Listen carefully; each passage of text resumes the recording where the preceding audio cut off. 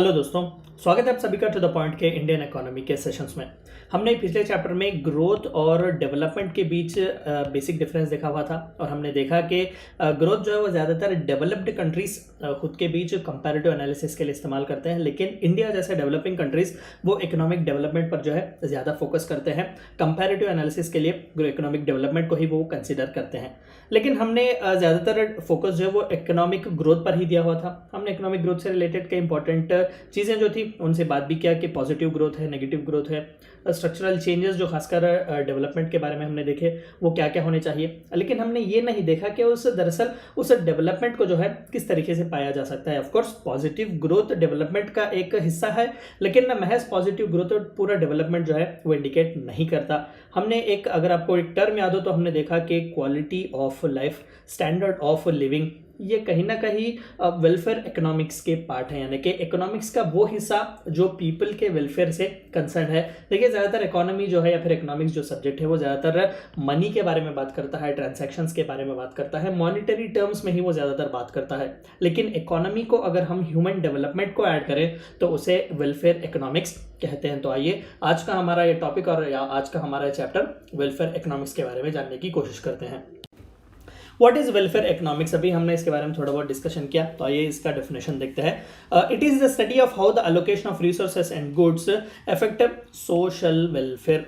Social welfare यानी कि human welfare, किस तरीके से स्टैंडर्ड ऑफ लिविंग बढ़ता है, एजुकेशन, हेल्थ, ये सभी सोशल सेक्टर्स ही हैं। तो ये सोशल वेलफेयर किस तरीके से लोगों का होता है और किस तरीके से किस रिसोर्सेस को किस तरीके से एलोकेट करने से हम इस सोशल वेलफेयर को पा सकते हैं, उसी के स्टडी को वेलफेयर इकोनॉमिक्स कहते हैं। This relates directly to the study of economic efficiency and income distribution, as well as how these two factors affect the overall well-being of the people in the economy. जाहिर सी बात है कि दोनों important concepts ही हैं। Economic efficiency, कितने हद तक या फिर किस हद तक आपकी इकोनॉमी एफिशिएंट है, सेल्फ सस्टेनिंग है, क्या आपके इंपोर्ट्स एक्सपोर्ट से ज़्यादा है, क्या आप अदर कंट्रीज पर डिपेंड हो रहे हैं आपके फूड ग्रेन्स वगैरह के लिए, ये भी बहुत ही क्रूशियल है इकोनॉमिक डेवलपमेंट के लिए। और दूसरा, इनकम डिस्ट्रीब्यूशन, जो कुछ भी एक कंट्री कमा रही है, ऑफ कोर्स कंट्री के पीपल जो कमा रहे हैं, किस तरीके से वो इनकम डिस्ट्रीब्यूट किया गया है, क्या पॉवर्टी ज्यादा है। ऑफ कोर्स ऑक्सफॉर्म जैसे एक इंपॉर्टेंट इंस्टीट्यूशन की रिपोर्ट अगर आप देखें, इंडिया जैसे कई डेवलपिंग इकोनॉमीज में जो है टॉप 10% जो रिच पीपल होते हैं वो कहीं ना कहीं 60 to 70% of the countries wealth जो है उनके हाथ में अक्यूमुलेट होता है, वो अग्रीगेट करके अपने हाथ में रखे हुए होते हैं। तो यहाँ पर ग्रॉस इनइक्वालिटीज हैं, पॉवर्टी जो है वो ज़्यादा है। तो इस तरीके के दो इंपॉर्टेंट कॉन्सेप्ट जो है इस वेलफेयर इकोनॉमिक्स की नींव आप कह सकते हैं, या फिर वेलबींग, पीपल के वेलबींग के लिए जो है इकोनॉमी बहुत ही क्रूशियल होते हैं। In practical terms, welfare economists seeks to provide tool to guide public policy to achieve beneficial social and economic outcomes for all the society. Of course, हमने already देखा कि इकोनॉमिक्स और इकोनॉमिस्ट का काम यही है कि किस तरीके से स्केर्स रिसोर्सेस का इस्तेमाल किया जाए, लेकिन अगर उसी टारगेट में पीपल का वेलफेयर भी ऐड किया जाए तो वही इकोनॉमिक्स और वही इकोनॉमिस्ट जो है वो वेलफेयर इकोनॉमिक्स और वेलफेयर इकोनॉमिस्ट बन जाएंगे। तो इस दुनिया भर के ग्रोथ और डेवलपमेंट के झगड़े में जो है सबसे पहला ब्रेक थ्रू जो है वो इस छोटी कंट्री ने, एक माउंटेनियस कंट्री है, इंडिया का बहुत ही अच्छा एक नेबर है, भूटान ने जो है हमें इस पूरी दुनिया को रास्ता दिखाया हुआ था कि ग्रोथ और डेवलपमेंट के बीच फ़र्क क्या है, हमें ह्यूमन डेवलपमेंट पर कॉन्सेप्ट देना चाहिए, ना कि महज इकोनॉमिक ग्रोथ पर। तो आइए भूटान की केस स्टडी थोड़ा बहुत देखते हैं। In 1971, Bhutan rejected GDP as the only way to measure progress in the nation. तो देखिए कितनी हिम्मत जो है इन्होंने दिखाई हुई थी, क्योंकि ऑलरेडी यूएसए, यूके जैसे इंडस्ट्रियलाइज्ड कंट्री जो थे वो जीडीपी पर बहुत ज़्यादा डिपेंड कर रहे थे। आईएमएफ, वर्ल्ड बैंक जैसे दिग्गज इंस्टीट्यूट जो थे वो कंट्री की जीडीपी को देख रहे थे और वहाँ पर डिसाइड कर रहे थे कि कौन सी कंट्री को कितना लोन, कितना ग्रांट मिलेगा। लेकिन भूटान ने पहली बार ये कहा कि क्यों पैसे से ही हमें या फिर हमारे नेशन के डेवलपमेंट को तोला जाएगा, किस लिए जो है जीडीपी इकलौता क्या ऐसा ग्रोथ का डिटर्मिनेंट है जो कि हमें कंसिडर करना चाहिए, नहीं, हमें ह्यूमन डेवलपमेंट भी, यानी कि ओवरऑल जो उनका कल्चरल डेवलपमेंट है, स्पिरिचुअल डेवलपमेंट है, educational levels, health levels, quality of living, हमें इसे भी कंसिडर करना बहुत ही ज़रूरी है। ये सबसे पहली बार भूटान ने प्रपोज किया हुआ था।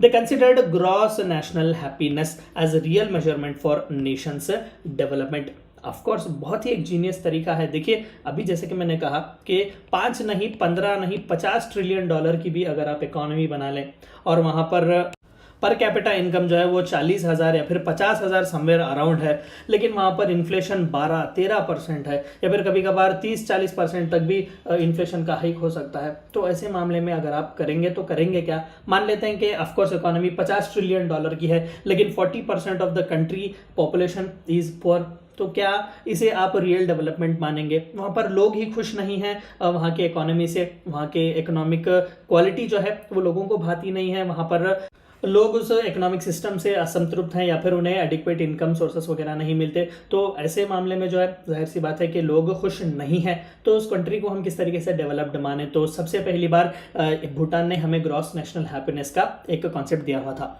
This gross national happiness considered physical, spiritual, social, health, educational and other such aspects of nation and its progress। यही जो झगड़ा हम कर रहे थे पिछले चंद चैप्टर से कि ग्रोथ बड़ा है या फिर डेवलपमेंट बड़ा है, तो जाहिर सी बात है कि यहाँ पर प्रूव किया गया कि development and that too human development is very necessary. Overall development, उसका हेल्थ अच्छा हो, स्पिरिचुअलिटी उसकी अच्छी हो, फिजिकली वो अच्छे हो, ट्रेडिशनली कल्चरली एनरिच्ड हो, एजुकेशनल लेवल्स अच्छे हो, तभी एक कंट्री को डेवलप्ड माना जाना चाहिए। Gross national happiness consisted of 3 important aspects. तो उस वक्त ही 1970s में ही इन 3 कॉन्सेप्ट्स को देखा जाता था किसी कंट्री के ग्रॉस नेशनल हैप्पीनेस को चेक करने के लिए। सबसे पहला, higher real per capita income. Real per capita income, ऐसा नहीं कि भाई बस हाथ में 40,000 रुपए पर एनम पर कैपिटा है और इन्फ्लेशन रेट 7-8% है, ऐसा नहीं। इन्फ्लेशन रेट कम कीजिएगा, रियल पर कैपिटा इनकम जो है वो एक इंडिविजुअल सिटीजन के हाथ में कितना जा रहा है, कितना वो खर्चा कर रहा है, कितना खुश है वो अपनी इनकम से। एनवायरमेंटल प्रोटेक्शन बहुत ही ज़रूरी है। दुनिया की आंखें खोलने वाला सबसे इम्पोर्टेंट कॉन्सेप्ट जो था वो यही था। एनवायरमेंटलिज्म भी यही से शुरू होता है। कल्चरल एंड एथिकल प्रोग्रेस, कितना एथिकल है वहाँ के सिटीजन, कितने जो है ऑफ कोर्स नेशनलिज्म, पेट्रियोटिज्म, ये सभी कॉन्सेप्ट इसी cultural and traditional ethics and ethos में ही आते हैं। तो वहाँ के लोग कितने एथिकल हैं ये भी जो है हमें देखना बहुत ही ज़रूरी है। तो दिस वाज द भूटान के स्टडी, बहुत ही इंपॉर्टेंट है, कई एग्जाम्स में भी जो है डायरेक्टली पूछा जा सकता है। तो यही से हमें एक कॉन्सेप्ट देखने को मिलता है, that is human development index. तो आइए देखते हैं ह्यूमन डेवलपमेंट इंडेक्स क्या है। United Nations Development Programme introduced human development index in its first human development report prepared under the stewardship of Mahbub ul Haq in 1990। Mahbubul हक बहुत ही प्रोमिनेंट दिग्गज पाकिस्तानी इकोनॉमिस्ट हैं, वो फॉर्मर पाकिस्तानी फाइनेंस मिनिस्टर भी रह चुके हैं। तो इन्होंने सबसे पहली बार यूनाइटेड नेशंस को यह आइडिया दिया हुआ था कि रादर देन जीडीपी को, महज जीडीपी को, कंट्री के जीडीपी को देखने से बजाय आप पूरी दुनिया का अलग अलग कंट्रीज का एक लिस्ट बनाइए जहां पर उनके ह्यूमन डेवलपमेंट के इंडेक्सेस को जो है या फिर उनके ह्यूमन डेवलपमेंट के लेवल्स को जो है आप लिस्ट कीजिएगा कि कौन सी कंट्री टॉप में है, कौन सी कंट्री नीचे है, और उसी के बल पर जो है आप फाइनेंशियल ग्रांट्स वगैरह दे दें। तो यूएन डेवलपमेंट रिपोर्ट प्रोग्राम ने पहली बार जो है ये ह्यूमन डेवलपमेंट इंडेक्स इशू किया हुआ था 1990 में। Human Development Report 1990 has defined human development as the process of widening people's choices as well as raising the level of well-being achieved। जाहिर सी बात है कि इकोनॉमी में जितने चॉइसेस होंगे पीपल को, उतना ही वो इकोनॉमी डेवलप्ड मानी जाएगी।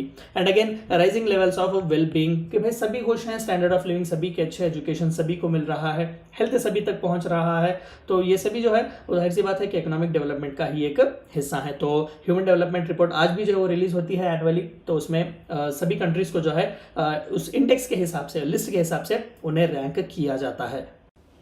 Essential components of human development are equity, sustainability, productivity and empowerment। ये 4 इंपॉर्टेंट कॉन्सेप्ट्स पर ही इन कंट्रीज को कंपेयर किया जाता है और उन्हें लिस्ट किया जाता है कि इक्विटी किस तरीके से, वहाँ पर किस तरीके के हालात हैं, वहाँ पर पॉवर्टी किस तरीके से है, और जेंडर इक्वालिटी वगैरह के कॉन्सेप्ट किस तरीके से हैं, सस्टेनेबिलिटी उनकी किस तरीके से है, सेल्फ सस्टेनिंग वो है या नहीं है, प्रोडक्टिविटी किस तरीके से है, वहाँ पर कितने वर्किंग आवर्स है, लेबर्स का वेलफेयर क्या है, एम्पावरमेंट, अगेन वुमेन एम्पावरमेंट वगैरह, या फिर पुअर एम्पावरमेंट, ये सभी कॉन्सेप्ट्स को जो है देखा जाता है। आप यहाँ पर पिक्चर देख सकते हैं, ये मिस्टर महबूबुल हक है। Human Development Index measures the average achievement in a country in 3 basic dimensions of human development, that is a long and a healthy life, access to knowledge and a decent standard of living।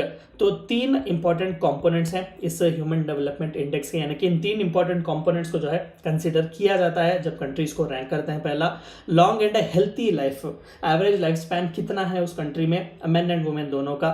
Access to knowledge, कितने पढ़े लिखे लोग हैं, कितनी literacy है वहाँ पर, और कितना ईजिली जो है वहाँ के लोगों को एजुकेशन मिल रहा है। और तीसरा, डिसेंट स्टैंडर्ड ऑफ लिविंग, सभी को क्वालिटी ऑफ लिविंग मिल रही है या नहीं। ये 3 कंपोनेंट्स पर ही जो है पूरा ह्यूमन डेवलपमेंट रिपोर्ट और ह्यूमन डेवलपमेंट इंडेक्स बनाया जाता है।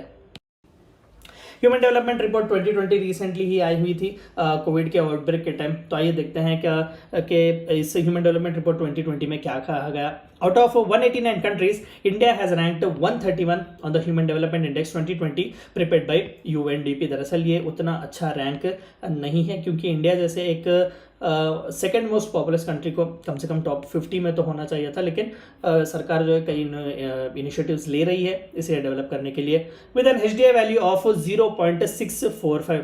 देखिए दरअसल HDI जो है वो 0 से 1 के बीच कंपेयर किया जाता है, यानी कि आप 0 से होते हुए 1 तक जाते हैं। जब 1 किसी भी कंट्री को, आज तक तो 1 किसी भी कंट्री को नहीं मिला, अगर किसी कंट्री को HDI वैल्यू 1 मिल जाता है तो वहां पर किसी भी तरीके के रॉन्ग ही नहीं है, या फिर वहां पर it will be best called as the best country, या फिर ऐसा मान लीजिएगा कि भाई it is next to heaven, यानी कि वहां पर किसी तरीके के सोशल इकोनॉमिक इंजस्टिस ही नहीं है, वहां पर हर चीज जो है वो अच्छी है। तो आज तक किसी कंट्री को ये 1 जो है HDI वैल्यू वो नहीं मिला। तो इसी तरीके से जब आप किसी कंट्री को 0 रेट करेंगे, यानी कि that would be the worst country when it comes to the human development. तो इंडिया जो है समवेयर इन बिटवीन है, मीडियम ह्यूमन डेवलपमेंट कैटेगरी में जो है इंडिया आता है। अगेन यहाँ पर भी 3 कैटेगरीज हमें देखने को मिलते हैं। 0 to 0.5 तक जो है वो लो कैटेगरी के हैं, यानी कि विद इन 0.5 अगर आपका स्कोर वैल्यू आता है तो आप लो हैं।